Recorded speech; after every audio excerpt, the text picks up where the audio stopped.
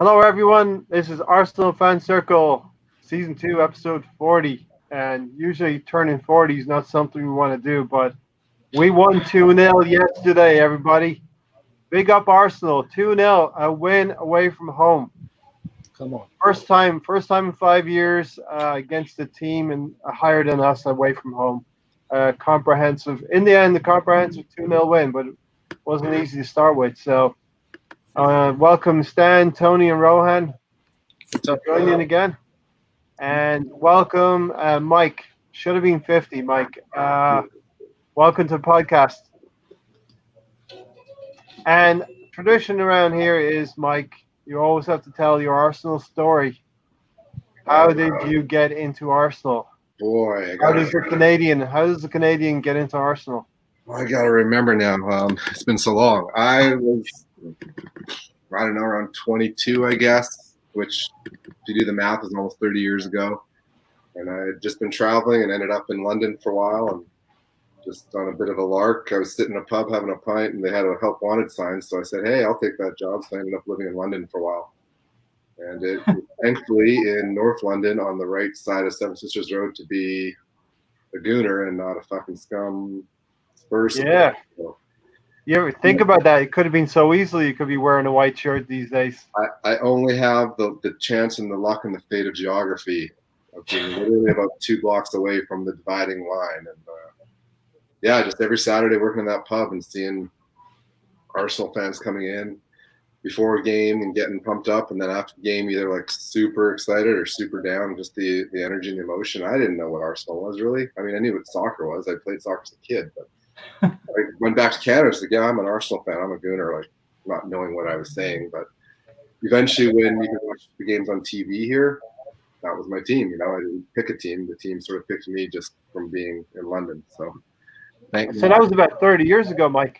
yeah, like right after the George Graham glory years, like 92. So I didn't even, I mean, yeah, it was on a bit of a downward trajectory at that point, but I didn't know any better. Yeah. I got into really watching the games on a regular basis in the early Arsene years. And if it'd been the other way, Mike, you wouldn't have had to count any trophies on your hand at all. No. Thankfully, there's been more good years than bad years in the last 20 plus. So, you know, and the good years are coming back, hopefully. The good years are coming back for sure. We don't want to be those Tottenham supporters sitting on the couch going apeshit about losing to Sheffield United away from home. Yeah, man. Yeah. What's the last piece of silverware they won? It was the League Cup under Ramos. Like going on. The Audi Cup. Don't forget the Audi Cup. Don't forget that. But legitimate silverware for them is going on, what, 13, 14 years ago now? Yeah. And they have the nerve to, like, you know, point fingers and laugh at us. Man. Sure, it would be great to make a Champions League final, which we did. But I'll take those 3 FA Cups in the last decade over nothing any day. Yeah, definitely. Great story. Happy to have you with us on the right side of the tracks. Not wearing white, wearing red, and London is red. Yeah, the funny irony is I've worked in 2 different Irish bars while I was living in the States, and they're both Tottenham supporter bars. So that was collector items there, right there. Yeah. All right. Let's get into yesterday's game, 2-0, and now we're not looking over our shoulders, Rohan. We're looking upwards. We were in a position where we were in that, 6th to 10th spots. Now we can look up a little bit.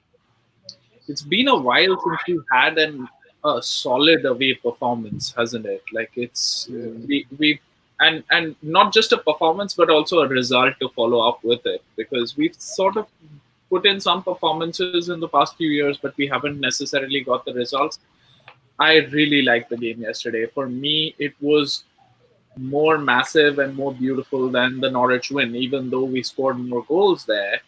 But, the quality of the opposition and how we control the game, the quality of the build-up for the first goal with Cedric's pass, which was a gem, Aubameyang's awareness of where Tierney is going to be, and that ball in and a glided finish. He didn't try to smash it. If he tried to smash it, it would have gone to Rosie. But he didn't do that. And that was brilliant. And then the next motivation was get to halftime, which we did. And then we soaked up some pressure and we did well and we hit them on the counter. Absolutely delighted with Lacazette's goal. Although I have criticized him, I always want him to do well. I believe in his quality. He's not always performed in that manner, but yesterday's goal was typical Lacazette. The first touch that he had to get away from the defender and to turn it in, absolutely brilliant. I think everybody put in a shift. Kolasinac didn't have a great game, but apart from him, I think everybody else had a decent performance. Midfield still looks light.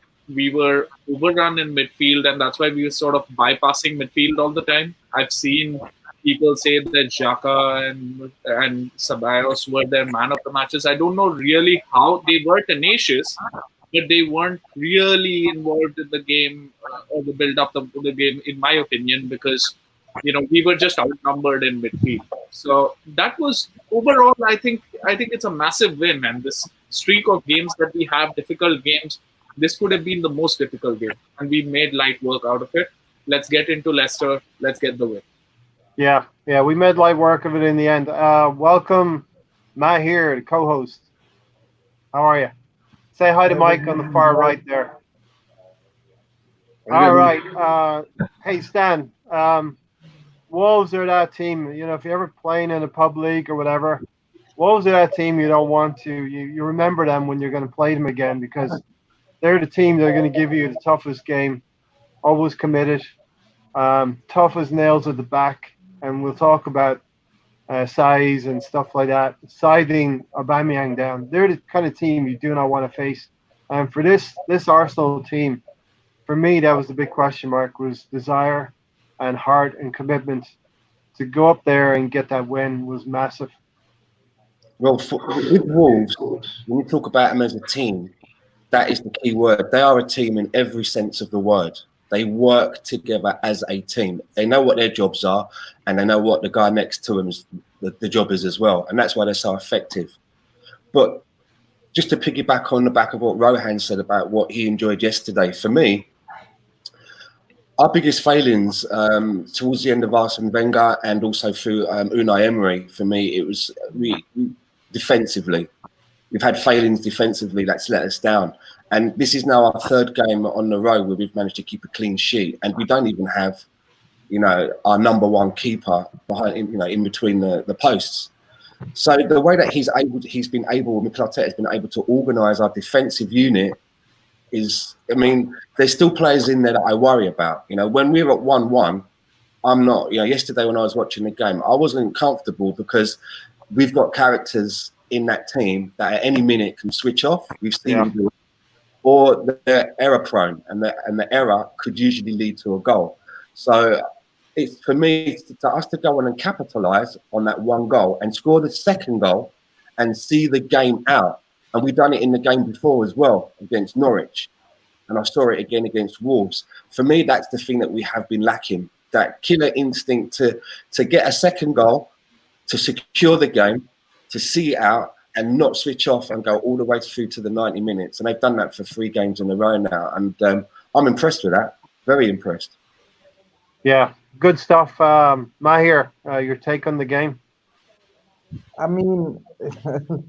The guys have said it all. They've taken every word that I was thinking of inside my head and accepted it and basically brought it out to everybody else. I'm wordless. Mahir is speechless for once. You're speechless. And the lads have done that. All right, Tony, what was your initial take on the game? And then we'll get down to the nuts and bolts of it as we go along. We finally saw what desire and passion we needed for 90 minutes. There wasn't really any great individual performances. Kind of a lot of average performances. I was scared for first 80 minutes after draw or lose until Lacazette scored, and finally could relax with Kolasinac. Yeah, I don't know what he was doing back there. He's just goofing around, or just had an awful game for me. Right, and we're going to do player ratings, and Tony's going to be the hard marker and I'm going to be the easy marker. So take that into as a reference point as we go on. Mike, Yes. your overall take of the game, then your summary of the game. I don't know. Actually, I wasn't that worried about the defensive side of the game as I have been in the past. It just never, like, Wolves definitely had the danger, and Traore is amazing, like his tenacity, but he doesn't quite have finishing touch yet. So they never had that many. I think they only had one shot on net, right? It was the first one in the first minute. Was that not the stat? They only had the one shot that happened in the first minute. Other than that, we kind of kept them. Yeah. I mean, Traore had a couple of shots, and we're going to talk about Traore versus Tierney, because I thought Tierney shut him down in the end. Overall, I was, not as shitting my pantsy as I usually am watching Arsenal's defense. Like, yeah, I think like Tony said, nobody had a standout game, but nobody really did anything. There was a few errant passes that seemed sloppy and like lazy that went to the other team, but there was no moment where I was like, oh shit. So yeah, it was a pretty comfortable game, especially after that first goal. I mean, honestly, from half time onwards, in my head, I was sort of singing 1-0 to the Arsenal. Like, it's like, wow, maybe it's going to be one of those 0 to the Arsenal days where we just shut up shop, and which is not the way Arsenal has been in the last many years. But I was comfortable that we could have shut that game down at 1-0. I wasn't worried. Yeah, and that's the thing as well. If they had attacked us like Sheffield United did, but Wolves don't play that way. They don't lump balls into the box. I think that's our vulnerability right now. We saw against Sheffield United, if they load big balls into the box, we're not capable of dealing with that type of play. But Wolves are the team who like to keep possession. And Rohan, I thought that we kept possession superbly in the first half, and it was a lot of sideways passing, a lot of going backwards because we were probing and we weren't getting anywhere. But I was happy that we were maintaining possession in the game. Yeah, we were in possession, but that possession wasn't in the final third, really. Like, it was sort of like in our own half, closer to our half than to their goal, right? So, in terms of possession and build-up play, because, I mean, if you don't have a midfield, then you're not going to continuously keep possession, meaningful possession. You're not going to continuously make chances.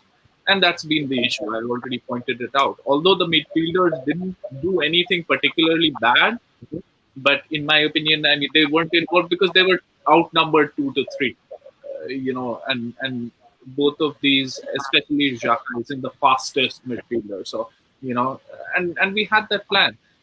We executed that, and I'm happy with that. The overall work rate of the team was great. Whenever they had possession and they had, they were coming towards our goal, everybody was down there defending and everybody was in the box. So we were doing things as a unit, and I enjoyed that. Okay, so let's get into the big duel. I think Stan, the matchup between Tierney and Traore was vital for me, and we talked about this probably pre-game as well. Tierney really stuck to his task to the point of where Armando Traore was not effective at all. No, I think Kieran Tierney had Armand Traore in his Tesco's bag for most of that match. I think he done a very good job, and I'm really hot on Kieran Tierney, being a fellow Scot as well. And it was probably going to be a big test for him, and I think he coped, rather well. So much so that they start to shift Traore more into the middle. I think he was drifting. I think he has a license to drift a little bit. So I don't know if he was trying to get away from Tierney. So I don't know what was going on there. But yeah, it was a shame that he couldn't last out the whole game. But I like the way that they're taking their time. We're nursing him back. We're not overdoing it with him. And from what I've seen, I really like this lad a lot. everything about him, from his bowl haircut to the Tesco's bag to the tucking of the shirt into the shorts, going out in the snow and rolling up his shorts even shorter. Everything, his attitude, the way he's on the pitch, he's vocal on the pitch. One of our best buys in a long time, and I've got a lot of hopes for the kid. Yeah. Yeah, my here really starting to see Kieran Tierney as a leader on the field now. He's starting to grow into his own. I've noticed him become more and more vocal. A couple of times he had to dig out our mate Kolasinac as well. It's really, really exciting. You guys do know, discussed it quite a bit in previous episodes of the podcast, where we said Kolasinac isn't really that. He's not even at the best. He's a squad player, probably a squad player, and we put very high hopes on him coming from when he came from the Bundesliga, Schalke. He came from German team of one of the players, German best Sokka. Bundesliga players Yeah. of the year. That year he came, and look how it's panned out. It hasn't panned out at all. He might have a little bit of attacking prowess, but guess what? Defensive duty, no. No. And now Kieran Tierney is just bringing, he's bringing it on, he's bringing the excitement, back into us fans. And I love that. I love that he can cross. I love that he has positional awareness of when to go and when to stay. It's just fantastic. Really excited to see what potential he has coming up, when he gets a better run of games. So let's Tanner's the bearded Gunner has joined us. Thanks, Tanner, regular on the podcast as well. He thinks Arteta's game plan to defend Traore was spot on. If you noticed, Traore came down the wing, Tierney would angle him back into the middle where Kolasinac was waiting, and I think that was definitely a ploy and something that we needed to do to nullify him. Tony, what was your take on Kieran Tierney? I thought he was good. I think he's playing for three players. That's why he got gassed after 50 minutes and had to come off. Yeah, I was a little bit worried that he had to come off after 50 minutes. Mike, what you think of Kieran Tierney? Okay, this is where I was having beers with Stan on Friday, and I was like kind of poo-pooing on Kieran Tierney a bit. Not because I don't like the guy, but I just hadn't seen anything from him yet. And that was the game where I was like, okay, there's the player Stan raves about. So he's arrived, right? I know he's had a lot of injuries, so we just haven't had a chance to see him. And then I haven't been watching the games really regularly since the COVID thing. But that was the game yesterday where it's like, that's the player that, if Arsenal gets that player moving forward, then that's awesome. He was great yesterday. And Tanner has said that he thinks we were fortunate to walk away with all 3 points now. I think we deserved in the end to win all 3 points. It's sometimes difficult to get your point across in the comment section, but I don't think at any point in time we were going to go down in that game. My only fear in the whole game was the penalty incident where Suarez, for me, did a really, really good job of just nudging into Jimenez and forcing him off the ball, So, Ryan, what do you think overall about, I think Suarez. Let's talk about Suarez. We talked about Tierney. Let's talk about Cedric Suarez. I think he's definitely been an upgrade on Hector Bellerin. Yeah, I mean, Arteta already said that he's one of the best crossers of the ball and in the final third. And like I already said, the ball for the goal, the curled ball that he put in, zipped into Aubameyang was great. And I think he managed the game well as well, and much needed competition for Hector Bellerin. And then when Hector came on, Hector was good. I wouldn't say that Hector was particularly bad. So he continued the momentum. It wasn't like there was a significant drop-off, which is great for the team. Overall, the team wins. Stan has said this again and again, that Hector needs competition, and Cedric is probably the competition that he needs. And that's why, he's coming in. I am happy to see Cedric starting over Bellerin at the moment. And, let's have a healthy competition. And, if we have two right backs, Cedric, how he's played in the last game and 10 minutes or whatever that he's played for us. And then Hector getting back, hopefully, to his best will be great for the team. Yeah, and really, Stan, the only really opportunity they had was when Traore went through in the second half and really should have scored against us with that counter attack. Well, I'm just looking at the stats here actually, and they had overall 52%. We had 48%. But when it comes down to the shots, they had 10 shots, but only one was on target, whereas we had 8 shots and 5 of those were on target. And when it comes to saves, their keeper made 2 saves. Martinezz only made the 1. So I think that we done. I don't think that we were lucky. Do you know what I mean? To get the 3 points. Yeah. Because we may not have had as many. We had 2 shots less than them, but we had far many of our shots on target. The only way we can say we were lucky is if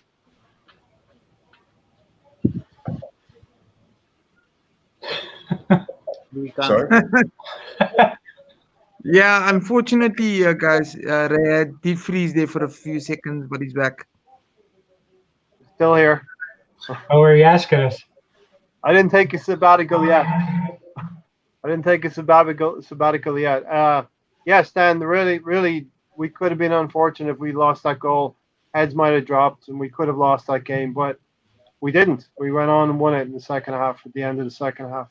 And there was also another effort that was basically cleared off the line by Willock as well, which was so close to being the 3rd goal. Yeah. Yeah, so I think we were a good value. I'm looking at that game with desire and heart in mind, and we checked all of the boxes there. Even the worst player, like in my opinion, Kolasinac was the worst player on the pitch. He still put in a shift and tried, and that's all you can ask from Arsenal as a supporter. And we're looking up the table. Mahir, your thoughts on desire and commitment? Design commitment. Okay. You know what I'm enjoying? I'm enjoying the fact, even though we are average, we're still managing to pick up clean sheets.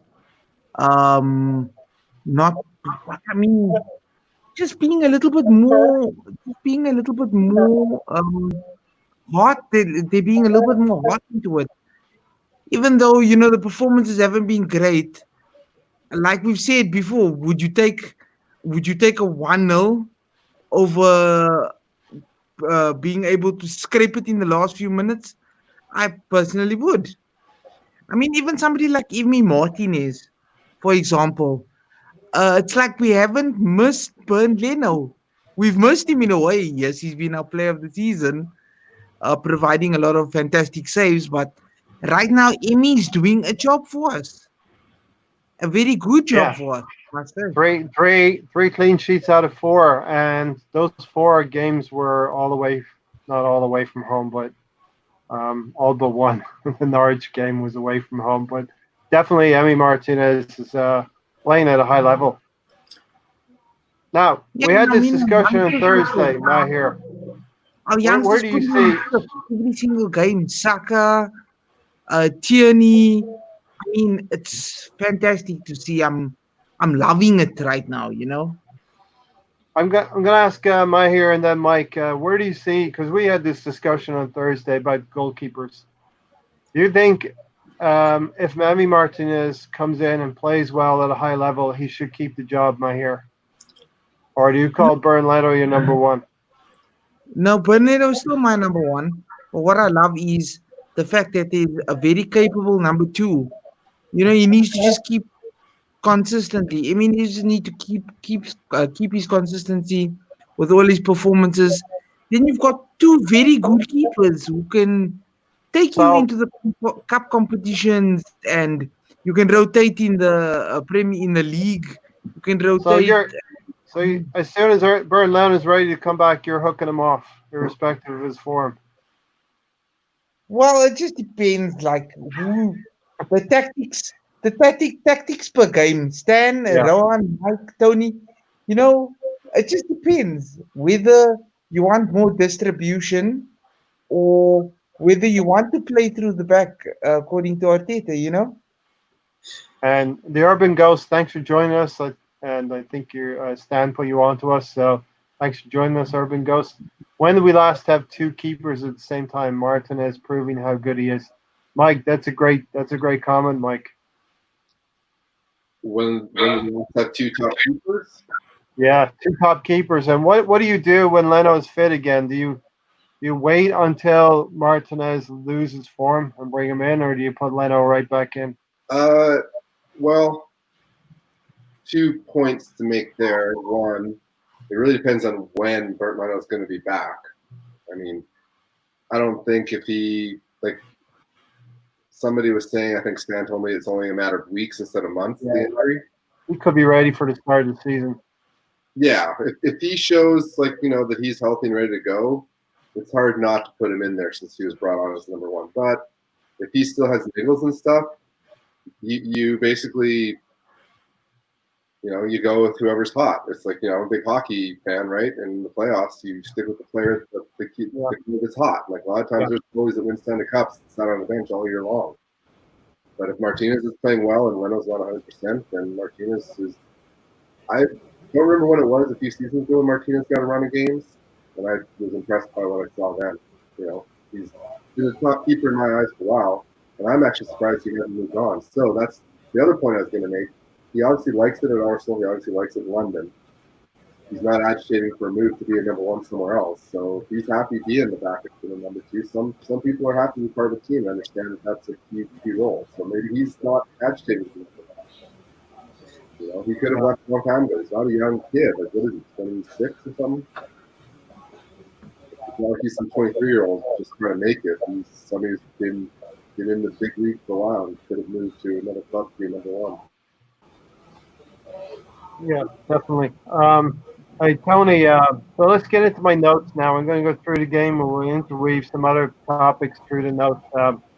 Tony, my notes after 15 minutes, and, as Stan has said, it was a lot of sideways passing, keeping possession, not a lot of chances.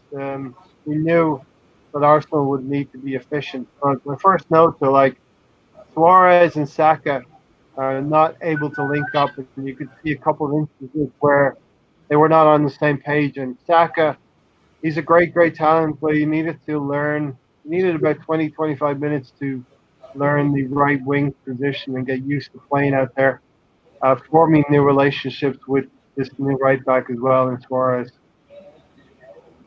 Yeah, he struggled for the first 25, 30 minutes and Tony? came into the game. I think he needed to be played more centrally than how far he's out wide. Just like Uba was having a chat with the fourth official pretty much the whole game as wide as he was. But for me, Sokka ended up coming into the game. It's kind of hard with Cedric that's barely played with us. They really haven't had any time to play together, so it's take a while to get a chemistry if they're going to play together on the right side.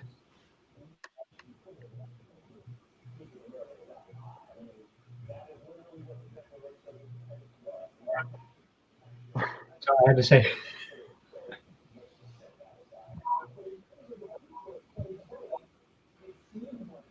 We've lost you, Ray. Okay, you were just cutting out there a little bit. Well, for me, I was looking but hey, Rohan, Arteta had said that Sokka just needed a little time to get used to the position. After about 20 minutes, he needed to settle in and get that relationship going with the right back. Yeah, I mean, that right-hand side has been a problem for us, right? In the sense that whenever we put someone who doesn't naturally play there, they tend to struggle. I remember Aubameyang's worst games have been when he's played out on the right. In fact, even Martinelli, the one game that he didn't particularly contribute as much was when he was on the right, and the same with Saka. And in fact, I felt that later in the game he was more inside than playing out wide typically. and that sort of helped his game and helped the build up and sort of contributed to the whole game. It's a new position. I wouldn't take that assessment that he can't play there. But of course, I mean, he's left-footed.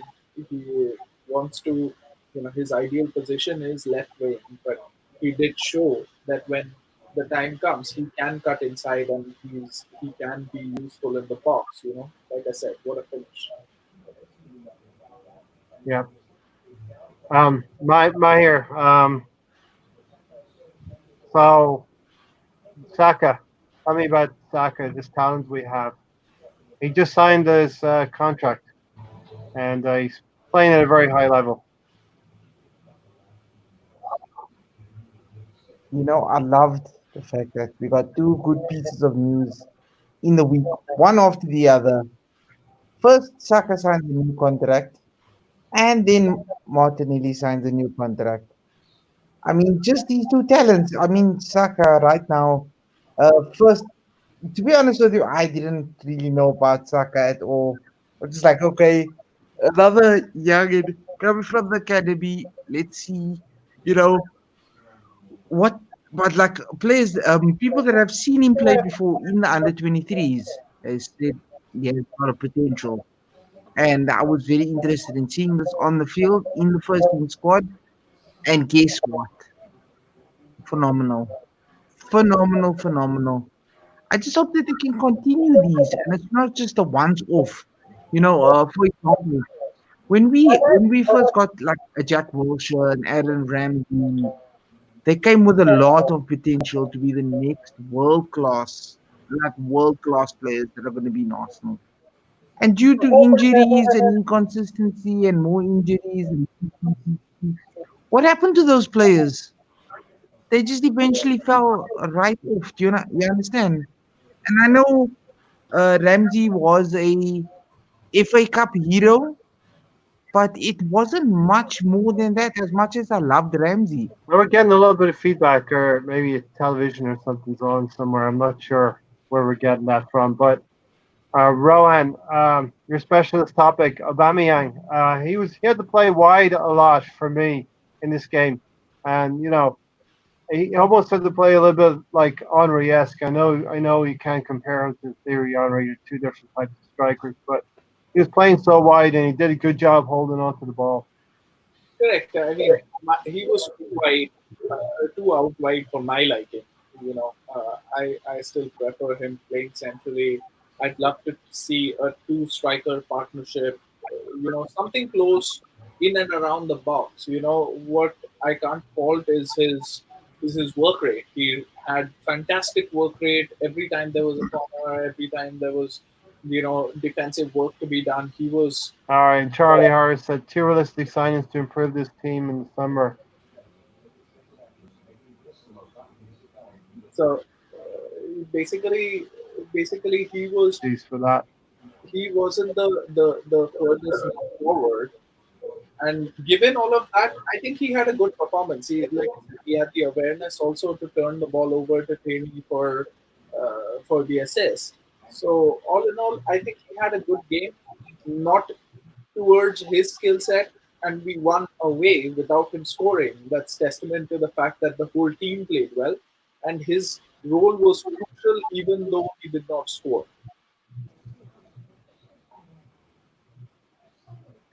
Stan, something that I liked in the 30th minute, and apologies, probably the internet connection is not great. So hopefully it's still good viewing. We won 2-0, people, so let's enjoy it for what it is. But Stan, on 30th minute, David Luiz, he takes a yellow card on Traore, and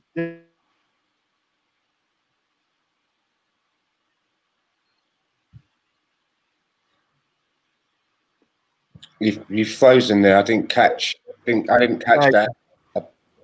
This is the yellow card that I like to see. David Luiz against Traore in the 30th minute.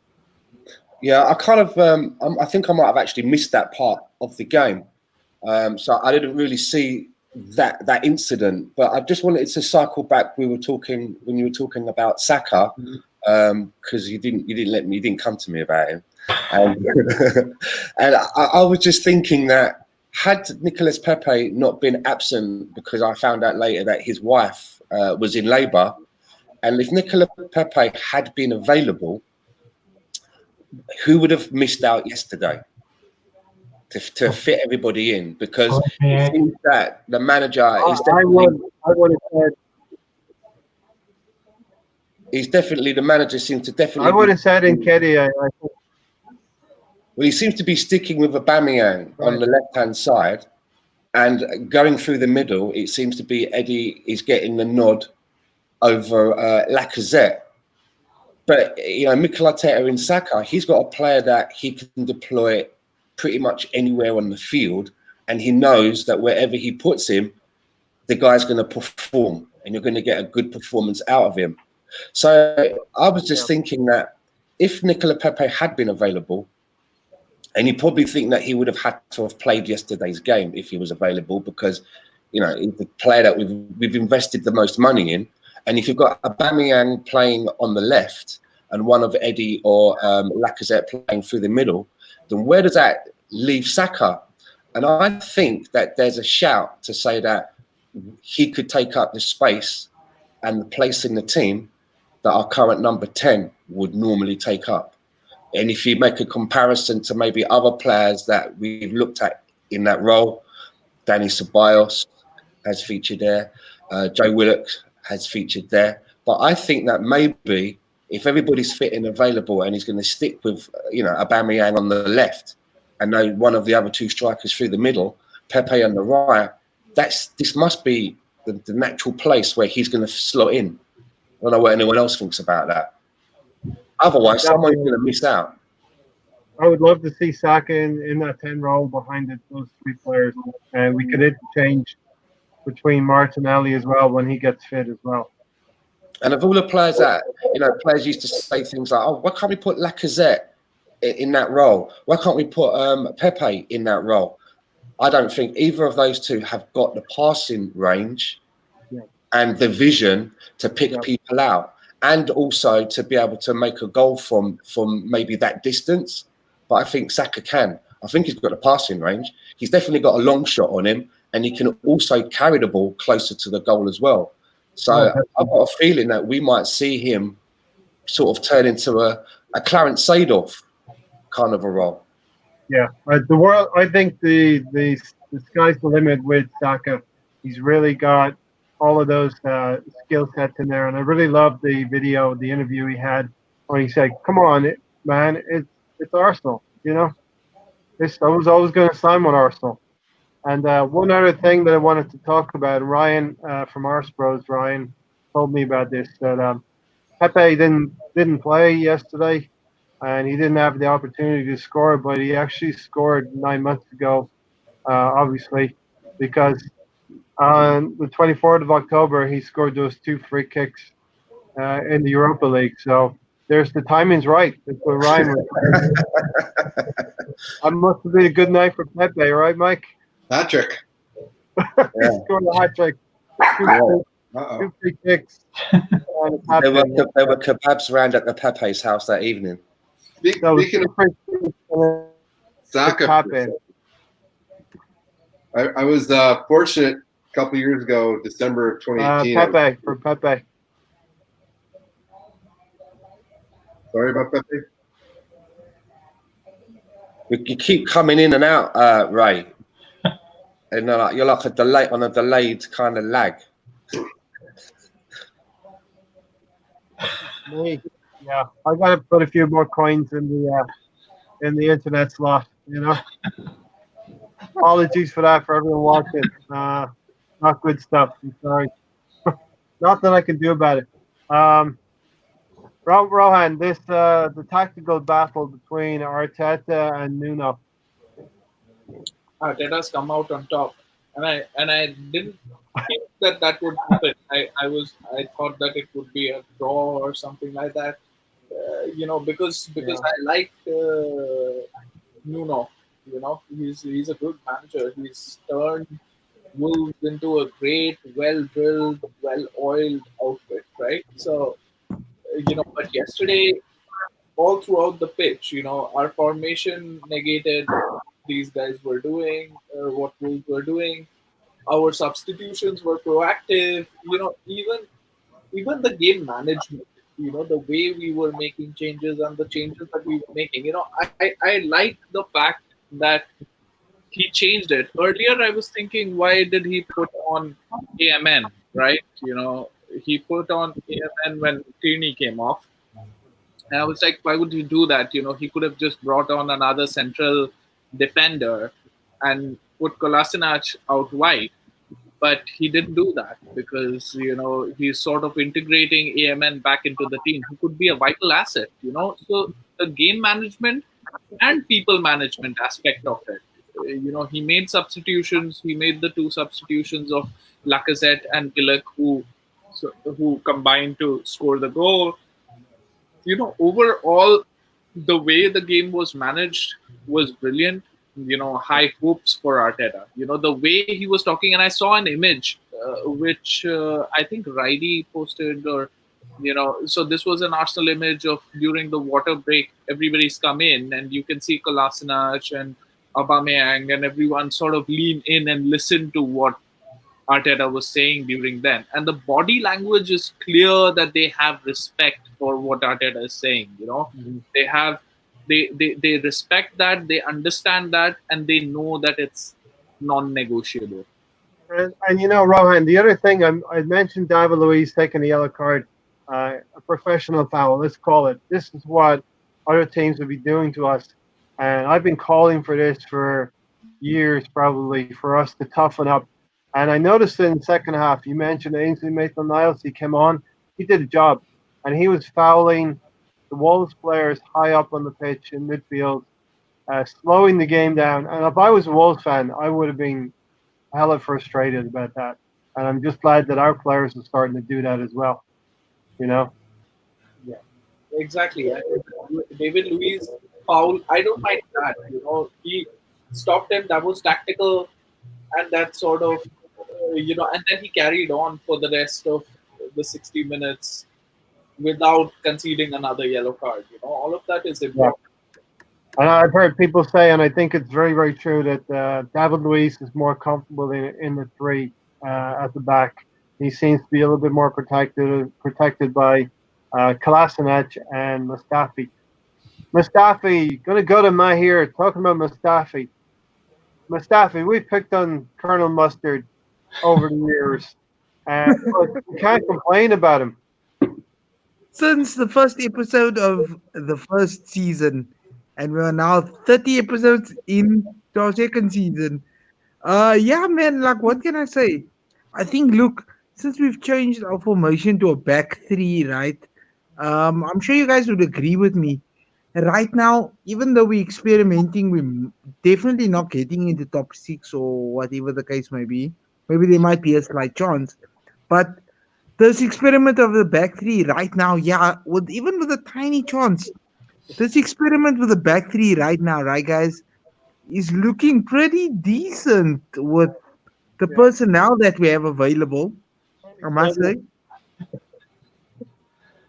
Tony's loving it because he was talking about a back three, and I think it really has helped. Wolves have been the team they are based on the back three as well, so definitely it's helped them. And in the tactical battle, Stan, you got what did you see between Arteta and Nuno? So I don't like a back three or a back five, however you want to term it. And I might have said this on the show last week. I don't even think Mikel Arteta likes it, to be fair. I think he likes to have a formation with a back four. But he's realised that with the tools he's got available to him, they seem to work better in this particular formation.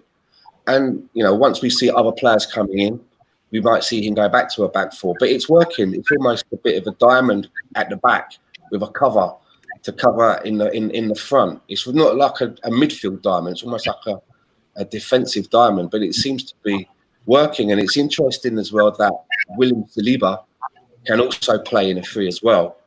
So we've got a player coming in who can play in a four or a three to give us a little bit more versatility. And you've got to remember as well, Pablo Mari will be coming back, who is a left-footed centre-back.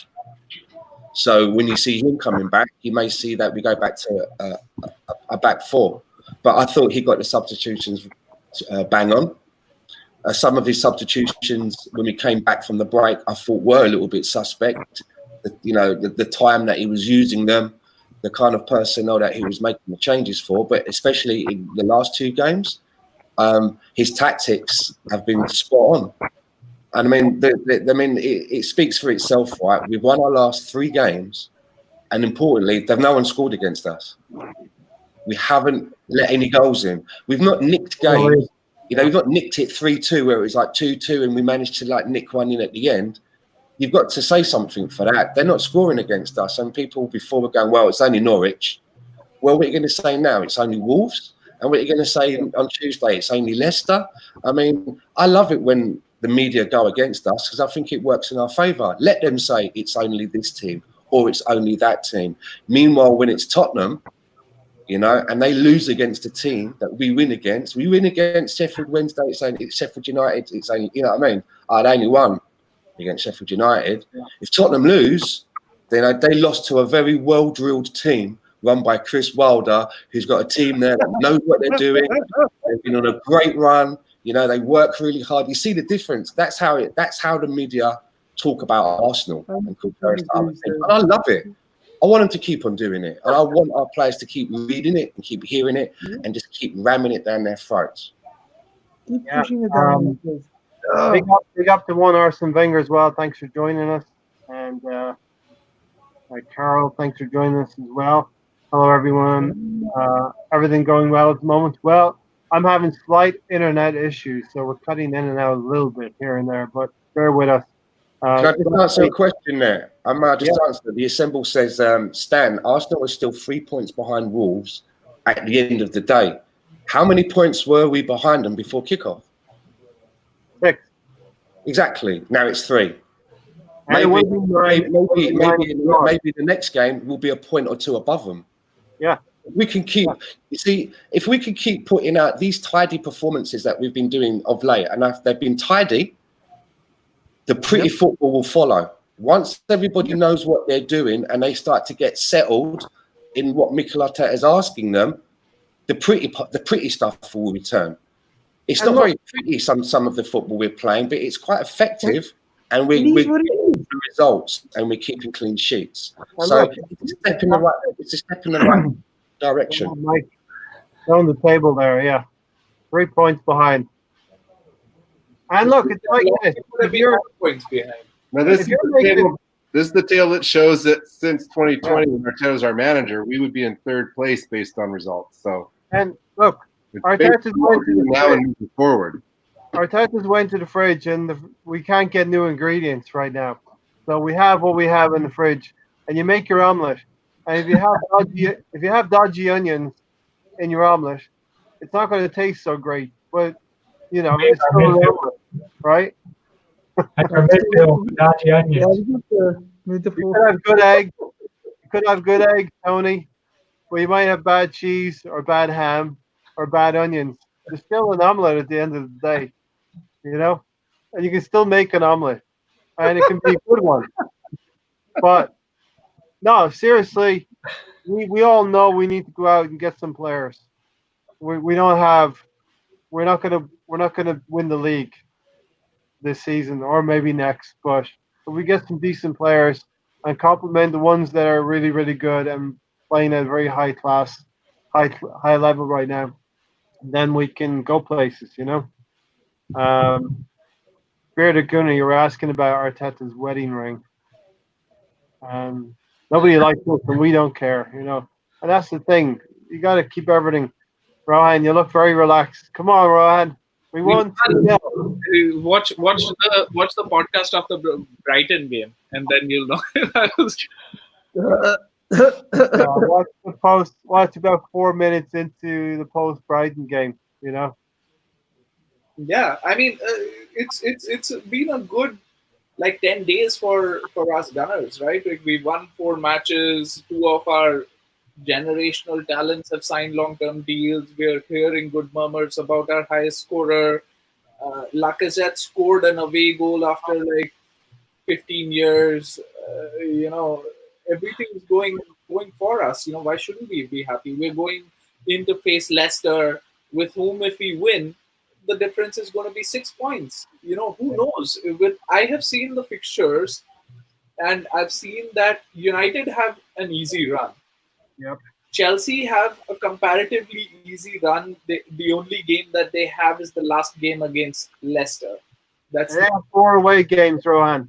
They have 4 away games, but right now I don't know how much away games count. But they've got Leicester to play.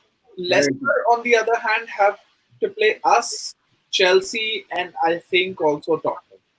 So they've got. Who knows? By the end of it, we might catch them. I still think that it'll be difficult for us to get Champions League, because that means that we'll have to win all of our matches, beat Leicester, and then we win all of our matches, and then Leicester will have to lose 2 more. That's a bit far-fetched, but there is some opportunity. Mike wanted to get in. I was just going to say, and maybe it's something you guys already touched on in previous podcasts, but do you think there's any correlation between this new togetherness, team effort, spirit, and winning with clean sheets since Brighton when Guendouzi's been benched and banished? Do you think there's a little bit more of a comradeship between the players, and a little bit more just positivity and harmony in the dressing room? Yeah, that's a tough one to put my finger on. Stan, you got anything? Let me think about that. I think if you've got a couple of bad influences around, do you want them training with everybody? If you've got a couple of players that seem to have an internal grievance with the club, maybe not with his teammates or the manager, but with the club. And if it's influencing them, and I'd rather they were away from the squad. But even we've got so many young players in and around our squad. Young minds are very impressionable, and I don't want young people looking at highest paid earners in the club and seeing how they act and thinking, "Oh, okay, this is what you do."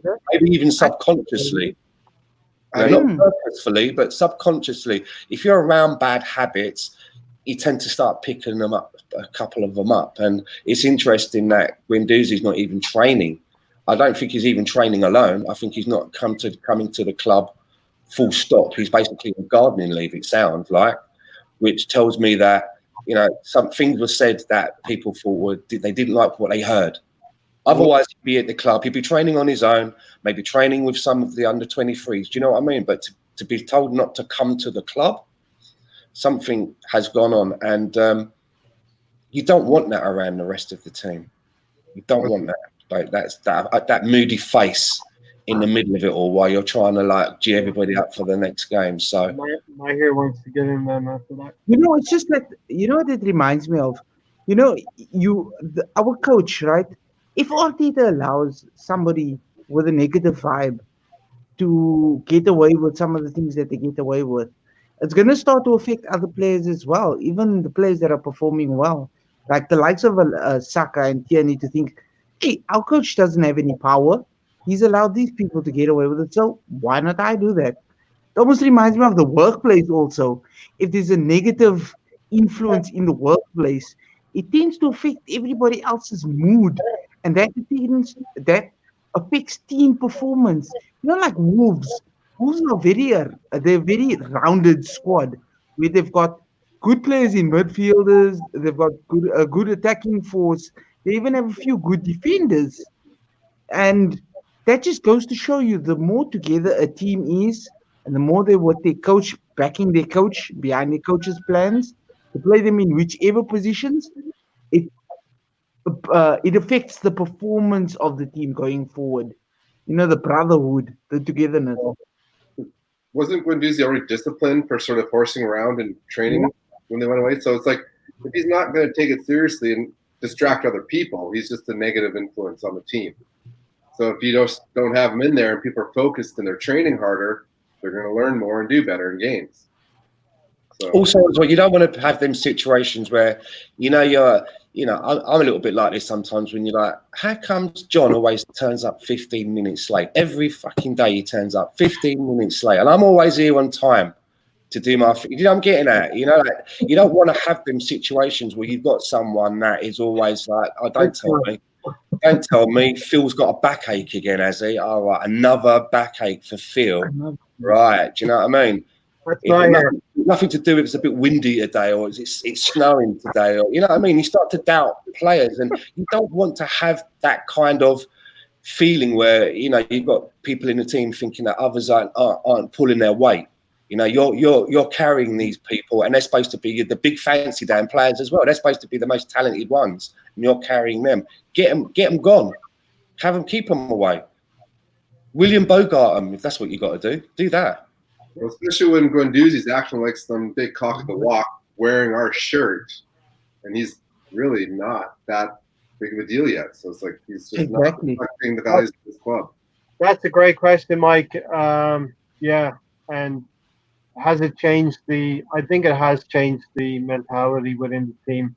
And there are players who want to go forward and want to win things in our squad, and there are players who want to just keep picking up a paycheck every week and, be fifth, seventh, whatever it's going to be. But a question for the panel, the assembled has. Rohan, how many signings do we need realistically, and how many players do we need to leave? I'm going to say we need more to leave than we do to sign. Yeah, sure. And, it depends on what is the target, right? Like, is the target to achieve top 4, top 3? If that's the target, I think that we need to, looking at the midfield, we really need to bulk up there, right? I don't know why Torreira isn't starting yet. He did get a few minutes, so I want to see him there. Like I said, Xhaka wasn't too bad. He didn't cost us a goal for starters. That's a positive. And then when he was playing, I saw him. He was the only one who was barking orders and who was sort of rallying the team to go press or to be back or to he was sort of orchestrating that. I did catch that. So that was all right. But the way that we didn't have control of midfield has me worried. So at this moment, I think that we need to make at least like 2 or 3 signings in midfield. I like the idea of Sokka playing as a number 10, but I'd like a genuine number 10, Grealish or someone. And if they don't want to play that formation with a number 10, if he wants to play a 4-3-3, even in that case, Partey coming in would be great. And then, maybe one more, or I don't know if Torreira, Ceballos, and Partey, what sort of or Torreira, Xhaka, and Partey, what sort of a combination that's going to be. But I think at least 2 people in midfield is. I'm going to go to Tony next, but Rohan, answer me quickly. Are we happy with the right back position now with Suarez? Are we convinced we don't really need to go into the transfer market and get Max Arons? Yeah, we've got the other priorities at the moment. Before looking at right back, I would look at midfield and centre back. Yeah. Tony, how many players need to leave and how many did we sign? Just your numbers, let's say. We need at least 5 in. Need at least attacking midfielder, box-to-box midfielder, defensive midfielder, and that isn't including if Guendouzi or Torreira leaves. We still need probably 2 squad midfielders without anybody leaving, so that's 5 in the midfield, 1 center back. That's an extensive shopping list for one window. It's going to be tough to do. And I think we need at least a couple of players in midfield. And we all know the usual candidates that need to get shipped out. The ones that are on high wages and not playing for us, let's say. I think Guendouzi is going to be swapped for a player. Our is the latest one, Mahir. Yeah. From Leon. I would love that, though. If you ask me realistically, I would probably say about 4. Maybe 2 centre-backs, quality centre-backs. With Saliba also, which would mean that's still 2. And 2 midfielders, maybe a box-to-box and a defensive midfield like Partey, Awa, Upamecano, Luiz Dunk, Decore. Yeah. That's my Okay. shopping list, you guys. So, some work to be done by Arteta. Now, unless Stan and Mike want to get in real quick. Yeah, I would say maybe 4 or 5. I would go for. I'd bring in another centre back because I don't really like David Luiz, Sokka or Mustafi. Eventually, I want all 3 of those, to be upgraded on. So if Yeah. this is not what I think will happen. This is what I would like to happen. I'd bring in like an Upamecano. I'd go for Thomas Partey, and I would bring in someone like Van der Beek to help with the midfield. But I'd also add to the midfield for next season Emil Smith-Rowe when he comes back from loan, so that he can have some opportunities, similar to how Willock and people like Reece Nelson have had opportunities this season. And I would also like to bring in another striker if we got rid of, say, Lacazette, and I'd bring in Edouard or Jason Edouard from Celtic.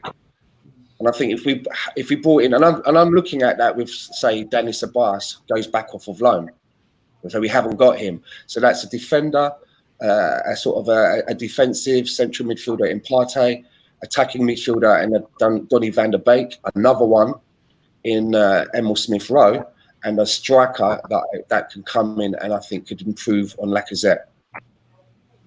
And somebody, one of the panel mentioned why Torreira is not getting a look in. I just think that, first of all, he's come back from an injury. But secondly, I think Arteta values Tobias in terms of holding on to the ball a little bit more. I don't know if Torreira is a perfect player for getting the ball back, but he's not a great passer of the ball, Let's get into the good stuff now. Let's talk about the goals and Saka and the quality of Saka, but let's talk about the build-up as well. The ball comes in from Suarez on the right-hand side. And Mike, I'll go to you. Perfectly controlled by, you got deer in the headlight looks. Perfectly controlled by Aubameyang, and just a great awareness of controlling that ball and playing it out to Kieran Tierney, who the right back has been sucked in because Aubameyang's the danger player. He's got the ball, and Tierney's eating up that space. So take it from there. It was awesome, man. I mean, it's not an easy goal to finish for Saka. We had to sort of do that kind of weird sideways volley kick thing, but he did, and could have skewed higher wide. But yeah, I think that the moment of brilliance was just seeing Aubameyang. Who fed the ball to him? Was it Cedric? I believe. Yeah, but just like he was just that close to intercepting it. But just the delivery to Aubameyang, and then just the way Aubameyang controlled it and had the thought to get it out to Tierney and not just sort of have a go at it. I was like, that's awesome. Like, just that he's so aware of what's going on. And then just crossing the box is sort of where I was saying before, where I'm starting to see the value and the praise that Tierney's getting. It was like he was well controlled and great delivery. Tierney never wastes the ball. His distribution is really, really good into the box.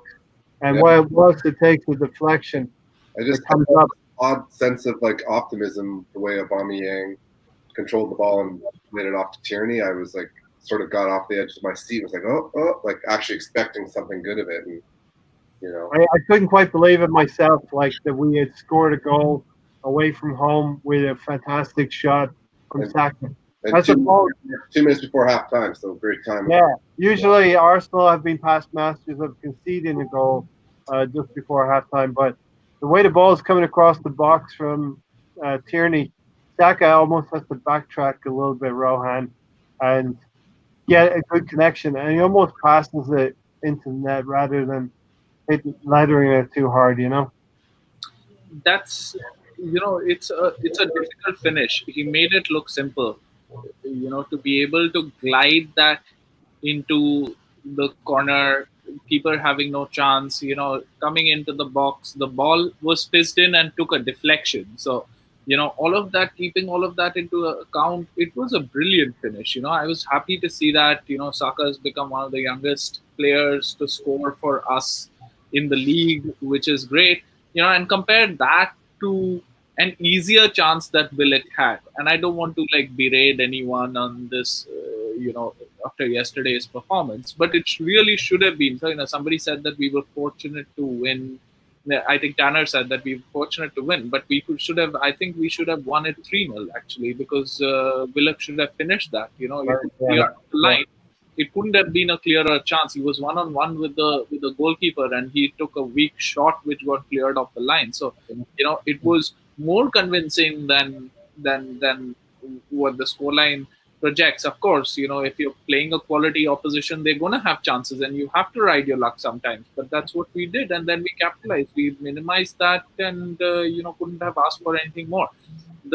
What I think is that when I got onto the game and I was doing a watch along with Andrew, and when it's at 1-0, you just don't trust the team. I don't have the trust at Arsenal that we're going to finish the game at 1-0. At the 85th minute, there'll be some lack of concentration and we're going to concede. But there wasn't that. All of these are massive positives, and right off from the first goal that Sokka scored. Yeah, just as in any relationship, trust does not come easily, and you always think Arsenal's going to cheat on you at some place, some point in time. They're not going to be faithful to you, Tony. And but Tony, it was a perfect away performance. We play really, really well. We keep possession in the first half. Wear Wolves down, tired them out. Get a great goal to break their will a little bit. In the second half, they push against us. Could have got the equalizer, didn't. And then, as Rohan said, we wore them down. We came back at them, counter-attacking. Last part of the second half, and the K9 agrees with me as well, Mike. We wore them down, and we got that goal in the end from Lacazette. So Tony, let's go through. We're going to skip forward to the. We're going to talk about Saka or the Lacazette goal. I'll talk about with Saka one again. That was Torreira getting subbed on, our little rabid Jack Russell coming on. Yeah. I thought it was a good goal. He became the second youngest British player to score for us. Away from home, since 1983. Yeah, but he's the second youngest altogether for us to score, behind Ox. Right. Great goal, Stan. For Saka, what a talent! He's opened up with a number of assists this season. Got a goal or two in the Europa League.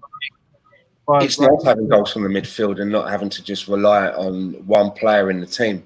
Yeah. And we're starting now, as I said, as well as the clean sheets, we're now starting to see other players chipping in with goals as well. Danny Sabas got one the other day. Willock got one the other day. Cedric Suarez got one the other day. So if we can start to, not rely on goals coming from one part of the team, that's only going to be a benefit for us. But just to cycle back, we were talking about discipline. Carol Chalamet in the chat box, hi Carol, she makes a really good point. She says Ainsley seems to be back in favour. Yeah. And what I like about that is that Mikel Arteta is kind of saying, there is always going to be a way back for you to get back into the team, but you've got to show me. And because I was of the opinion that we weren't going to see Ainsley Maitland-Niles again. I thought that Mikel Arteta had come to a decision about Ainsley Maitland-Niles and that he didn't really figure in his plans, but he featured yesterday, and like you said, he came on and done a really good job of. I love the way he fouled that player. Any rhythm at all. I love the way he fouled that player, and then he did sort of a fist to Aubameyang, the captain, saying, "Good job. This is what we're supposed to do. This is what the coach wants us to do." Yeah. So there's Mikel Arteta is the sort of guy that obviously I like to think that he doesn't hold grudges, right? If you're doing what you're supposed to be doing, then there's always going to be a way back for you to get into the team. Yeah, and I have this as part of my notes as well, so we'll touch on it right now. The man management of Arteta, he's sort of reformed Mustafi and bigged up Mustafi to be one of our more reliable defenders right now. And I'm looking at the team. You've got Bellerin and Suarez competing for the same spot. And Tony will disagree with me here. He's got Nketiah and Laka competing for the same spot. And I'm telling you, if he started with Laka yesterday, he would not have scored that goal at the end. Him coming on as a substitute and you'll get your say as well, Tony. But I'm going to go to Stan. Him coming on as substitute enable him to get that goal, and that's fantastic man management for me. That's how it should be. All because Lacazette is a £50 million striker and Eddie Nketiah is a young kid that's come up through the academy. You can't just keep putting on your 50 million striker and hoping it's going to come good. You've got to go on what you're seeing in training, what you're seeing during games. And if you're Lacazette, surely if you've got a little bit of, self-esteem or whatever, you've played international football, you've played other teams in European competitions, and now you're being kept out of the team by this young lad. That's exactly what should be happening. Your response is you're sitting there staring, burning your eyes into the manager saying, don't forget about me. Give me some minutes. Give me some minutes. Give me some minutes. Yeah. And what you want to see from the manager is, right, I'm going to give you some minutes. Now show me why I should give you some more minutes maybe in the next game. And he did. Now, I don't know whether this means that Lacazette should deserve a starting place now next game. What do you guys think? I mean, he came on, he tucked one away. Eddie, he done a lot of good things in the game, but he didn't tuck one away and he had a long time to do it. So you would think that maybe there's a shout that Lacazette would have an opportunity now to start the next game, and it's now up to Eddie to come off the bench. If Lacazette is unable to, give us the edge in the game and show the manager what he can do. Didn't Eddie hit the post in that game? He did. Yeah. Where do you stand on that, Mike? Do you think Lacazette should get the call on Tuesday? I mean, at some point, there's going to have to be rotation because games are every 3 or 4 days. Yeah, and that's what he had known. He talked about that in the post-game press conference. I like Lacazette, and I would be sad to see him go, but he hasn't really earned his place in the team for a while. So, but scoring goals in 3 minutes coming on is a good way to try to remind us that he does have quality. I mean, there's been many times that he's created a goal out of nothing when we were just dead men walking. He just sort of knuckled down and created a goal from nothing and gave us that difference. So, yeah. Would anyone start him for the next game instead of Eddie Nketiah? Yeah. I know Tony definitely would. What about anyone else? I would consider it. I would consider that as well, Mike, because Leicester City are a counter-attacking team, and we should have the majority in possession in that game as we're probing forward. And I think Lacazette will allow us to hold the ball up a little bit more as we try to break down Leicester City. We know what Vardy and Maddison are going to try and do against us. Is Pepe going to be ready to play? Like, if you have a brand new kid at home, are you getting much sleep? Is your head screwed on right now game at that level? Like, he might need their time before he's I don't know, Tony. Did they go into labor or? Not the kid I thought. Advocate. I thought that's Advocate. I'm pretty sure. They have the kid not ready. So he might not be good for a little while. Like, I mean, who knows? Yeah. Brand new kid at home, you're not getting much sleep, for sure.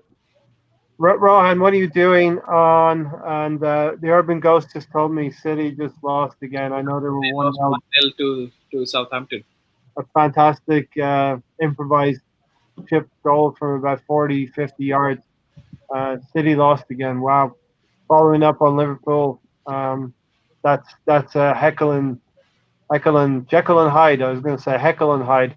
Can we get that City for the FA Cup game in 2 weeks, please? Yeah, we would like that City in the FA Cup game in 2 weeks. And I actually think that Torreira is the perfect player to come back to fitness to just do a solely man-marking job in Kevin De Bruyne.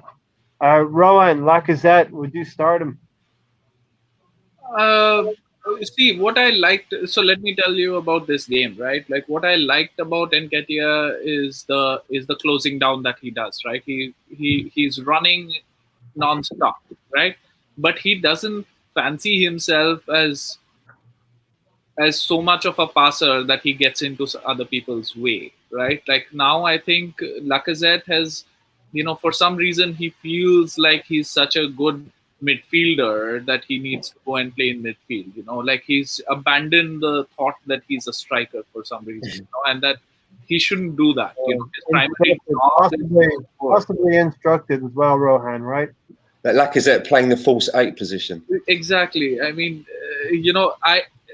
in the second half, I wanted Lacazette in, and because we were just losing the ball too soon, and he is really good at holding up the ball. If he does that and doesn't go so deep into midfield and sort of runs into other people's ways, it'll be much better. But either one, if they start, I'm okay with it.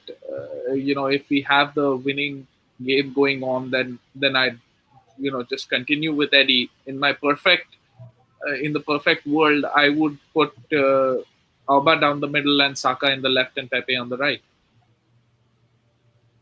And Mahir will run 5 kilometers naked if we beat City and Man United in the final. So we might hold you to that one, Mahir. All right. Tony, the great Lacazette debate. Should we start with Lacazette? Should he stay at the club? Is he coming back to where he was before? Or are you happy? Are you happy with Lacazette? I don't think we've seen enough of him since Arteta really hasn't been playing him. And going back to Rohan's point, He's had enough chances, right, Tony? His minutes per goal ain't that bad for what he's been playing. Yeah. But going back to what Rohan said, since Arteta's came in, he's asked him to play deep, almost attacking mid. Look at the heat map. Before under Emery, he was playing up front, and since he's been neutral midfield or false eight, almost defensive midfield, he's been playing so deep. I think we need him to come in to help get possession because last match we had 52%. This match we had 48%. We're not getting enough possession. We're still not getting enough shots off. Eight shots isn't enough. I think Eddie should be coming in 30, 40-minute cameos, especially with the 5 subs. Yeah, we're going to get into Lacazette in a little bit. Nketiah, I think Arteta really, really likes Nketiah. I think that's the reason why he's playing ahead of Martinelli. Oh, Martinelli's hurt. Yeah, Martinelli's hurt. Well, yeah, I think this was turn of the year that the Assembly was talking about in January, February, I got a feeling that when it comes to Eddie Nketiah, he's almost like a personal pet project for Mikel Arteta. I think Ceballos might be as well because like Guendouzi was for Emery. Yeah. He really has a lot of faith in Eddie Nketiah, and the only way that we're going to find out if Eddie Nketiah has got what it takes to be a starting number 9 on our team sheet every week is by giving him minutes. And I think Mikel Arteta is going to find out quite soon, one way or the other. But it's so weird with the Martinelli situation because for me, Aubameyang playing on the left, even though we're getting such good output from him, it really feels that by keeping him in that position, it's really knocking a few other players out of their rhythm. If we could just shift him into the middle, we've now freed up the left-hand side. Ideally, what you want to see when everybody is fit is Martinelli and Saka being used to rotate in and out of that position because they're both young and they can't play every minute. But if you've got 2 capable people that can handle that position like they both can, you can just keep them rotating in and out, giving them minutes, giving them experience. But while we've got Aubameyang playing in the left, it just stuffs all of that up. So who are you going to play for the middle now? Lacazette, Eddie Nketiah, and there's even a shout now for Martinelli. I think Martinelli, when it comes to playing down the middle under Mikel Arteta, he's probably third in line if there's a line of accession. Hierarchy. Yeah, and I mean, poor Lacazette is battling now against Eddie Nketiah, and I'm not entirely convinced myself about Eddie Nketiah, but I'm glad he's getting the minutes because if he's not good enough, I'd rather know now. Rather than having him only playing in cup games, having him going out on loan and in lower leagues and doing well there. Let's find out now because there's nothing that I would want more than to have a striker playing for Arsenal that's come through the ranks. You know, one of our own that's come all the way up through the system. But talking about Lacazette, when we signed him, I was really happy. We were looking at him the season before And I was aware of him then, and I was gutted that we didn't make that move and going through in that season. But the truth of the matter is, and I've said it on this podcast and in my post-match reactions a few times, his numbers, if you look at the numbers, Oliver Giroud's numbers were better. And we paid 50 million for Lacazette, and we paid something like 17 million for Olivier Giroud. That's a huge barometer. So you expect that if you're going to shell out 50 million, that you should get better numbers. And if you base it on that alone, then I think Lacazette has had plenty. I disagree with Tony. I think Mikel Arteta has given plenty of chances. Me too. I disagree. He was using him in that position ahead of Eddie, and now he's using him off of the bench. So I don't know whether I'm pleased that he scored yesterday, but I'm not sure whether it's enough. If it's going to be enough for him to have a springboard to build on that, because he's got such bad body language. He's one of them people that when he's going through the bad times, he can't hide it. We can all see it written on his face. Yeah. Do you know what I mean? We can all see exactly what he's feeling. So I think that if we can get money for him now, I would do that. I don't know what we'd get for him. I don't even know if Atletico Madrid. I mean, if you're Atletico Madrid and you got gazumped and you couldn't get him when you wanted, if you've been watching him now, has he done enough for you to still want to pursue him? Are there other players, if you're looking for a forward, that have outshone him? Of course there are. So, saying that we could give him to Atletico for Partey, I don't even know if Atletico would want him right now because his form has been in the toilet. I happen to agree with you, Stan. We bought him for 50 million. We expected him to hit 20 goals plus. And he's just never done that in the 3 years that he's been with Arsenal now. And Tony, going to give you an opportunity to come back at us. I really don't have anything much more to say about him. I just don't think he's gotten enough chances. I like the idea. And look, Mike, this is the time to give players chances, right? We got the rest of the season. This is the perfect time. And we're not going to judge, at least here in this channel, we're not going to judge Arteta strictly on, we're not going to say he's a terrible manager or coach just on what happens this season. He's got a free hit for me. For me, he's got a free hit. Now, I'm not saying go out and lose every game 3 or 4-0, but that's not happening. So we're going to judge him next season, right, Mike?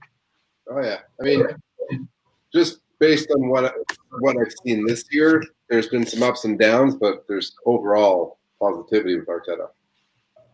Maybe that's just based on the year and a half with Emery and then the last couple of years under Wenger. It's hard not to sort of have a better step forward, but definitely some big steps forward in the last 6 months, I guess, or whatever it is since he's come in. And I definitely think that I said it before and I'll say it again, that Brighton game is going to be a turning point for us. And I think we'll look back at the Brighton game, Rohan, and maybe in a year or 3 from now and say that was the turning point. Yeah, I think, Arteta has said what we said on the podcast that the other day, right? That, if you have fight and if you're hurt by the fact that you've lost to a team that you think is not as good as you in terms of quality, then show me in the 90 minutes. Don't show me afterwards. And if you show me afterwards, then I'm going to freeze you out. That's what's going to happen. And everybody's sort of turned up now. That's what you have to do. But I liked the fact that, as Stan pointed out, that nobody is completely frozen out. You have a chance to come back into the team, which is important, because then people are not demotivated. They understand, of course, you're angry at the beginning. These are, multimillionaires that we're talking about. They do get angry at reactions and they might take it badly, but they should also have the understanding that if I try to turn this around, my boss will give me an opportunity to do that. All right. So I think we've gone through reviewing the game. Tony, it's come to that moment. The Tony Don Juan man of the match. Who are you going to give it to, Tony? I'm still kind of torn to give it to a goalkeeper or an outfield player. Well, we can debate it. You throw some names out there, and we'll debate it. So it's not an autocratic choice then. And to me, it's mainly down between Martinez and Colonel Mustard All right. because I liked what Tierney and Sokka were doing, but we just didn't play enough minutes. And Yeah. And we talked about Mustafi, Stan. Debate Mustafi or Martinez. I'm going to give it to Martinez because he just exudes confidence in that back four and in the team. I quite, Colonel Mustard had a good game, and Mikel Arteta's come to us with a reputation of being able to improve players. Are we seeing that happening now with our defence, with the 3 clean sheets? And Mustafi for me is always plays at his best when he's running around and he's constantly screaming and he's everywhere, and he looks like he's a man right on the edge. And I've seen him playing that way a few times, and he always has a good game. It does look a bit chaotic, and it does look crazy because he's really shouting all the time. But I like it when he plays like that. I really do. You can see that he's putting out 100%. But as long as we've got Mustafi, Suarez, and David Luiz and Granit Xhaka around our team, I'm always going to be worried when I watch a game of football, because every single one of them can switch off and every single one of them can cost us points. They all have done it.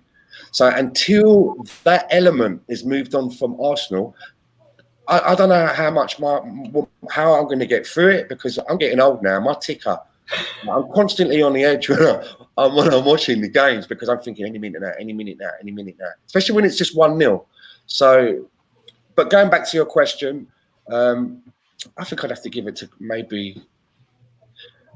I think you've got Colonel Mustard, Ceballos, or Granit Xhaka for yesterday. And Tierney had a good game as well. I would put out. All right, let's get Mike's perspective. Who's your man in the match? Who's yours personally, and pick one between Martinez and Mustafi. I mean, I was almost, and this could just be again, just because I had a turning point, and had Tierney finish the full 90 minutes, I might have said him. I was impressed by what I saw, and I hadn't been impressed by him yet. Yeah.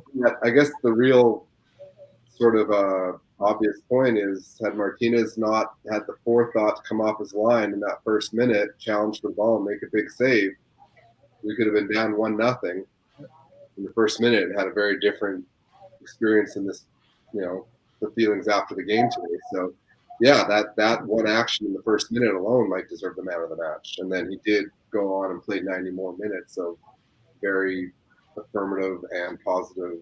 I just love the way he commands the box as well. He comes for those balls and he takes the high ball. And anytime a goalkeeper can do that, your defenders feel a little bit more assured about what they're doing. You know what I mean? Even Keystone Kolasinac. For what it's worth, though, I'm glad people are finally giving Mustafi some praise, because I have always defended him. I've definitely acknowledged that he's got a mistake in him, but I've always just been so pissed off at how Arsenal fans have made him a scapegoat for a bigger issue in this club. Like, he alone is not the reason why he's stuck defensively. If you want to call me out, just do it. You're not alone, man. I've said it before. A certain podcast guy who's very huge in the Arsenal world shits all over him all the time too, and I get pissed off about that, because it's like, he's not your whipping boy scapegoat. He's human. He has emotions. Like, I think he's handled it very well, especially compared to how Xhaka had a meltdown. Mustafi has taken a lot of shit. Yeah, he has, and he seems to be about it, and he's still played his ass off. Some days he's been great. Some days he's been terrible. And Mike, he still reaches out to the fans as well. You see the odd Twitter post here and there. No, he's very treated. And I'm glad that when he has a good game, people are finally acknowledging it. And Carl had said, why don't we get a defensive coach, because we've been making the same mistakes defensively for more than 10 years, no matter who plays. Let's get George Graham back to put a rope between the 4 guys and make him move up and down the pitch, throw the ball for a whole. Well, we've had been at the club Steve Bold's been at Arsenal for I don't know how long, and he's never been able to solve the problem, has he? You think he'd be ideal, for his history at Arsenal? You think that we would have the most comprehensive defence system with someone like Steve Bold, but for whatever reason, I don't know whether he's a bad coach, whether he can't get his point over, or whether I don't know. I mean, he was there under George Graham, right? Surely he must remember. And is that Lars? Are you Lars from Metallica, Mike? No. Well, you almost rewatch the start of this Thunder Road. Luckily, Mike chose the right side of the road there, and he's an Arsenal supporter, not a Spurs. Now, no, I'm Stan's partner in crime that did the little bit of the Vancouver Gooner stuff early on. You know me. Don't you remember, Mike? Thunder Road always used to ask whether you was a hockey player. Does he play hockey? Do you remember that? You did, didn't you, Thunder? You thought Mike was a hockey player, right? Yeah. A hockey player. Get Parsley up in Meccano in the summer to pair with Saliba, Ainsley Maitland-Niles, and Tierney lockdown Oba. I think we could be challenging. And Rohan is looking pretty good for Aubameyang. Yeah, I mean, good murmurs from within the club. Arteta saying good things. We've heard reports that he wants a 3-year deal at 250 grand. Just sign him up. What's the delay?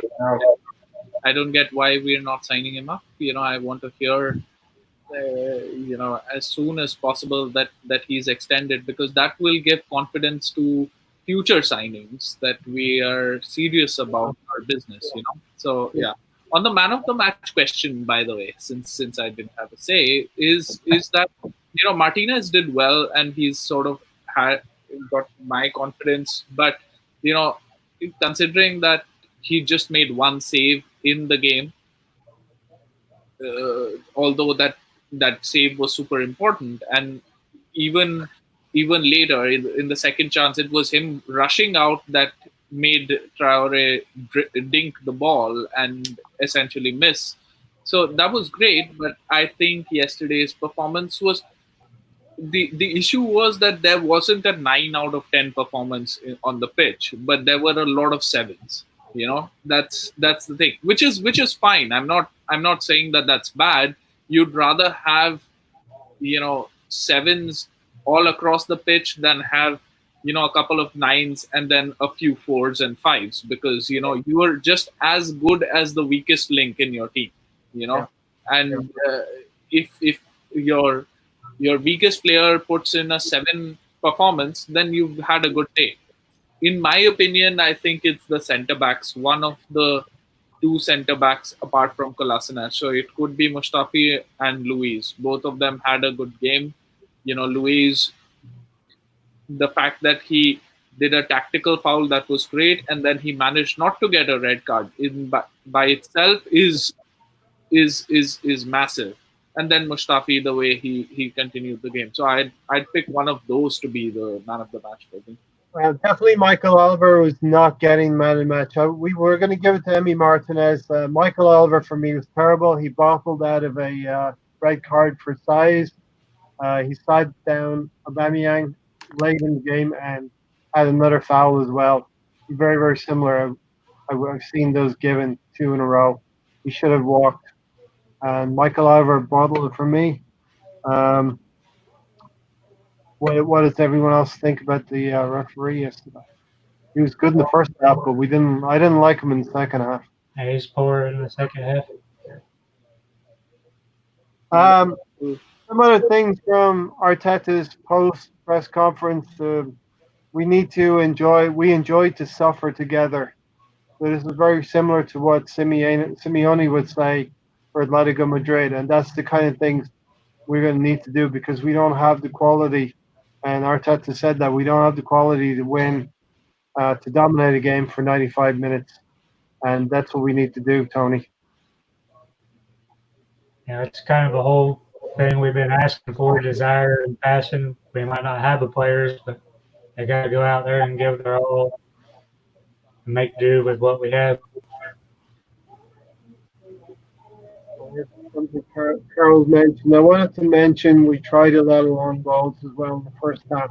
I think, Rohan, that was a deliberate tactic from Arteta from David Luiz to Aubameyang. What was a deliberate tactic? Sorry.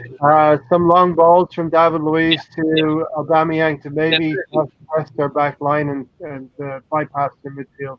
Definitely. I mean, when Luiz did come into the Arsenal squad, this was already a stat that was well known, right? The number of long balls and the number of through balls that Luiz plays is as much as maybe a number of number 10s play for a number of teams, and he's got a great passing range, which is why, in fact, if we get another centre back, I wouldn't be opposed to him being in central mid, him being a central defensive midfielder, because he definitely has the passing range, and there he'll have the protection of having defenders behind him. I think that he's a great passer, which is why few weeks earlier I had said that I'd keep him amongst the 3 senior defenders, but not because of his defensive nous necessarily, but because of what he offers going forward. But yeah, I mean, I think he'd be a good shout for defensive midfielder, actually. Yeah. And from the road, you can catch Stan doing post game on Cannon Fodder TV as well. And when things are back to normal, I'm assuming Mike and Stan will get back together doing videos together as well. Well, I'm going around Mike's actually to watch the Leicester game because I got a power cut in my building on that day, and then we found out that the Vancouver Arsenal Supporters Club, where we used to go and watch at our regular pub, they're doing a one-off for the Derby game, so we're going to go down there. That's at 8:30 in the morning, so we're going to go down there for that as well. We'll be fire. We have a lot of bodies at centre back next season. Can't see it being more of a priority after signing Murray. Yeah, I think that's actually true. I think our defensive ranks right now are what we're going to go with next season, and we have to look into midfield to augment that a little bit. Well, if we get a better midfield, that'll protect those center backs a bit. So let's get a better midfield. I keep forgetting about that challenge. Your brand is all over Arsenal YouTube. That's not about your brand is all over, Stan. I didn't know I had a brand. I got a brand. I didn't know I got a brand. You do now. Yeah, I'm copyright or some shit like that. Yeah. Trademark it, Stan. So Tony, we're going to give Emi Martinez the award for man of the match. You okay with that? Yep, works for me. Let's go around final thoughts. So we're going to finish this thing up. And Mike, I want to thank you for coming in today. Thank you for having me. And even better, you're an Arsenal fan, not a Spurs fan. Yes, but yeah, no, I'm slowly crawling back from the edge, from the precipice of like despair with how things are going earlier this season. So yeah, it's been a rough road, but I think we're on the up and up right now. So my main issue is still the ownership of the board, and that's not changing anytime soon. So I just have to suck it up and enjoy the good times that Arteta will hopefully bring, or the better times at least. Yeah, I think games like yesterday will help us to believe, and I'm very, very encouraged. The first time in 5 years, like I said, we've beaten a team above us in the league away from home, and 5 years. That's 5 years. That's a long time. So we want more of that. Let's keep going with Leicester on Tuesday. But I'll wrap up with my final thoughts. We suffered. We enjoyed to suffer together, and that's the word, that's the phrase from Arteta. We enjoyed to suffer together because we know we're not good enough to hang with the better teams for 90 minutes. We're going to have our moments, and we have to be efficient. And Tony and I talked about this on the pre-game show. We're going to have to be efficient to win that game. That's what happened, Tony. Sokka took his chance. We were able to loosen him up in the second half and catch them on the counter a little bit. Very happy for Lacazette that he had kind of one of those goals that Stan calls, an FU kind of goal. That was definitely an FU goal, right, Stan? Yeah, and it's weird that since football's come back since the pandemic, it's almost like every game I'm like, right, this game is so important. And that game comes and goes. And in the next game, I'm finding myself going, right, this next game is so important. And that's how it feels. And there's been 4 fixtures in this chunk that were coming up. The first one was the Wolves, Leicester, Spurs, Liverpool. I always thought that these 4 fixtures are really going to show us where we are with what we've got right now. And we got done, the first test was Wolves, and we came out without the flying colours. Yeah. So now that we've got those 3 clean sheets behind us as well, I've got more confidence heading into the Leicester game than I did a couple of weeks ago. And Leicester, you know, up until the last game, they were looking a bit shaky. So let's have it. Let's bring on Leicester. Let's have it. Let's see more of what we saw in the last 2 games. And then I guarantee you, hopefully we'll be sat here again and I'll be going, we've got Spurs now. This is the most important game. And let's use the Leicester one to have a springboard so that when we do face our rivals, we can pull their pants down and just laugh at Mourinho. That would be so perfect.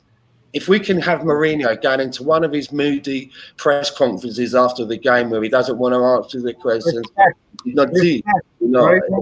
yeah, I love all of that. Let's really use Leicester to have a dress rehearsal so that we can stick it to them lot. Yeah, Rohan, it'll be one of those respect kind of press conferences. Well, your final thoughts as well?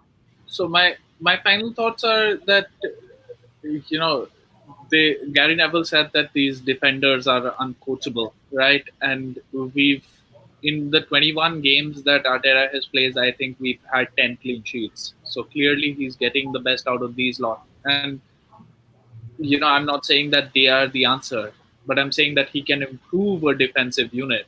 And with the right personnel in defense and in midfield, I think there's brighter things to come. You know, we've just been a win, a couple of, draws converting into win short of actually qualifying for the Champions League. If you look at, you know, how bad a season we've had, now we're above Sheffield, we're above Tottenham.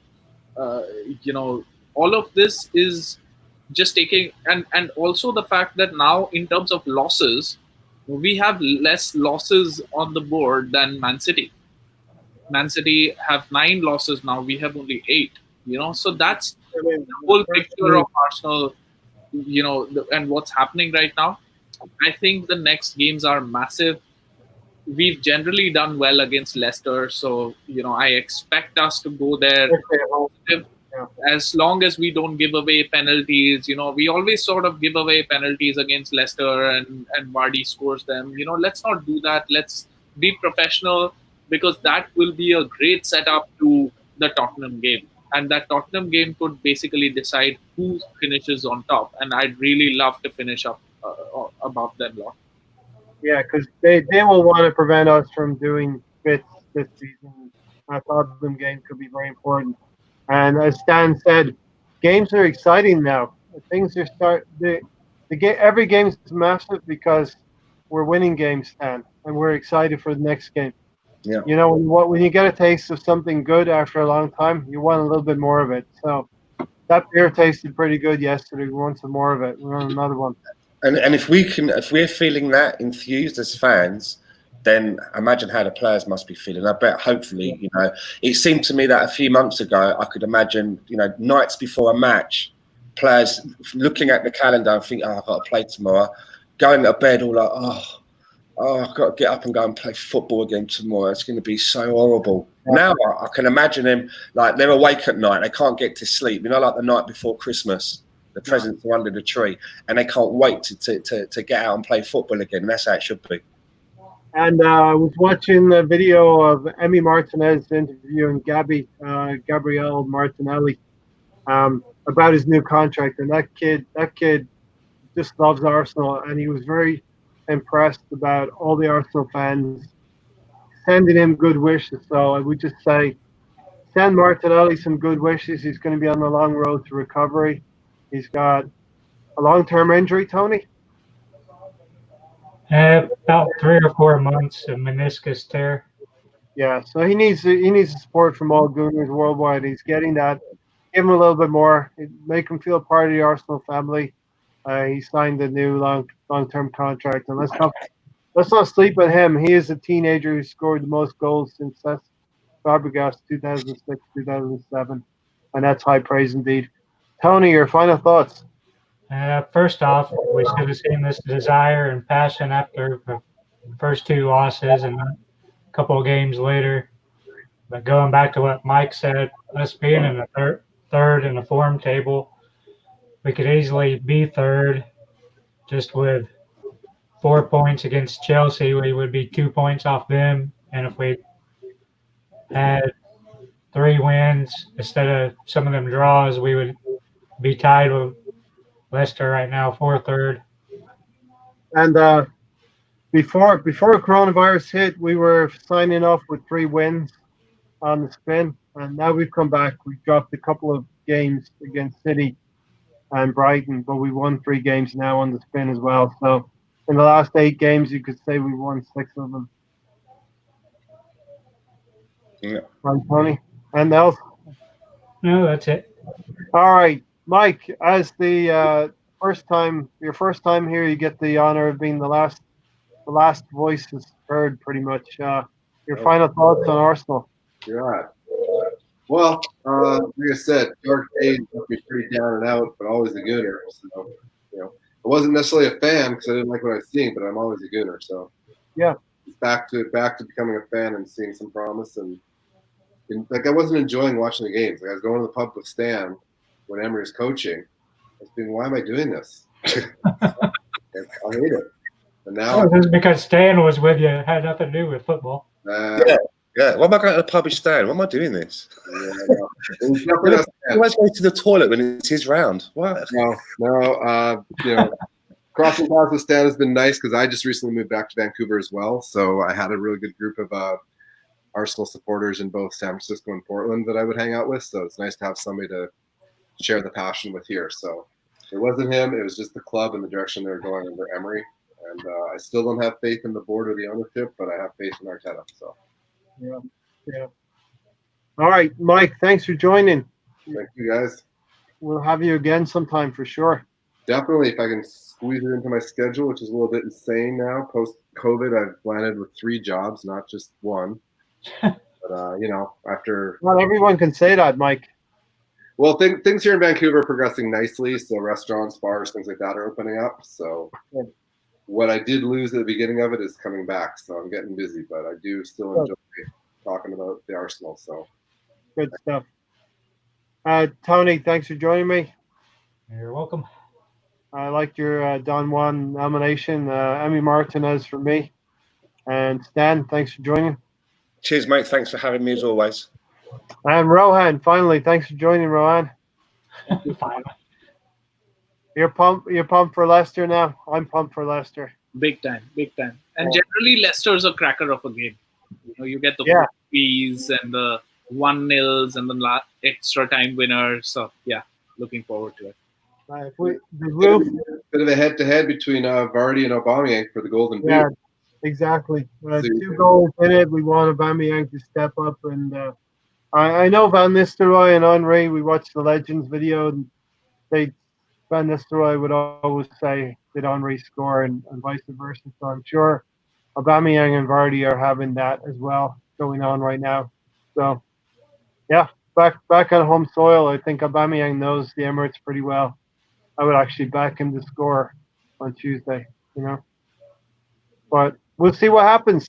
We move onwards and upwards. Like I said, the Brighton game is one we're going to remember as a turning point, and this Wolves game is one we're going to remember as one of the first big games away from home where we actually showed some cojones, and went up there and got a win. Had the right mentality. So thanks everyone. Going to get out of here. Come on, you Gunners, up the Arsenal, and thanks for watching, everyone. Thank you.